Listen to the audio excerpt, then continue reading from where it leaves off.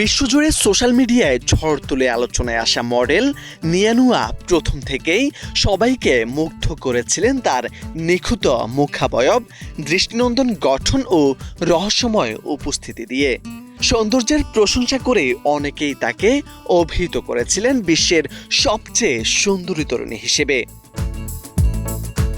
টিকটকে তার 2.7 মিলিয়নের বেশি অনুসারী রয়েছে। তার আইডিতে দেওয়া যে কোনো ভিডিও পোস্ট করতেই মিলিয়ন মিলিয়ন ভিউ পেতে দেখা যায়। টিকটক, ইনস্টাগ্রাম এবং অন্যান্য ভিডিও শেয়ারিং প্ল্যাটফর্মে তার গ্ল্যামারাস কন্টেন্টের মাধ্যমে জনপ্রিয়তা পেয়েছে। নাচ, অভিনয়, গ্ল্যামার সব মিলিয়ে নিয়ানুয়া মুহূর্তেই সোশ্যাল মিডিয়ার তারকা হয়ে ওঠেন। কিন্তু আকর্ষণের মাঝেই হঠাৎ একসময় সন্দেহের ঝড় শুরু হয়। এক ভিডিও থেকে অন্য ভিডিওতে তার মুখের গড়ন বদলে যাওয়া, আলো ছায়ার অস্বাভাবিকতা, শরীরের অনুপাতের সামান্য কিন্তু চোখে পড়ার মতো পরিবর্তন, এসবই দর্শকদের দৃষ্টি আকর্ষণ করে।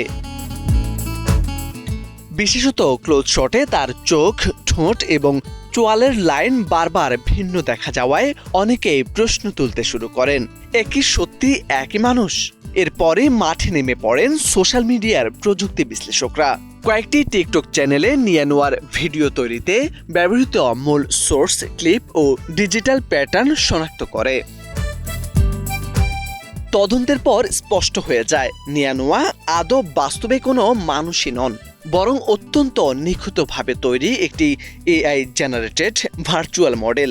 এটি জানাজানির পর অনলাইনে তৈরি হয় নতুন বিতর্ক। কেউ বলছেন তিনি কোনো একটি দেশের মডেল, আবার কেউ দাবি করছেন ভার্চুয়ালি মডেল হয়েও নাকি বিভিন্ন ফ্যাশন ব্র্যান্ডের প্রমোশনে অংশ নিয়েছিলেন।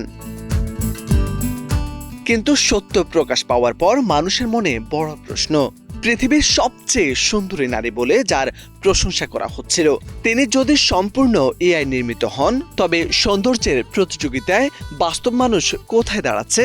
ডিজিটাল জগৎ, এআই এবং বাস্তবতার সীমারেখা কি তবে ধীরে ধীরে মুছে যাচ্ছে? এই প্রশ্নই এখন সোশ্যাল মিডিয়ায় আলোচনার কেন্দ্রবিন্দু। মোরশেদ আলম, বাংলা ভিশন।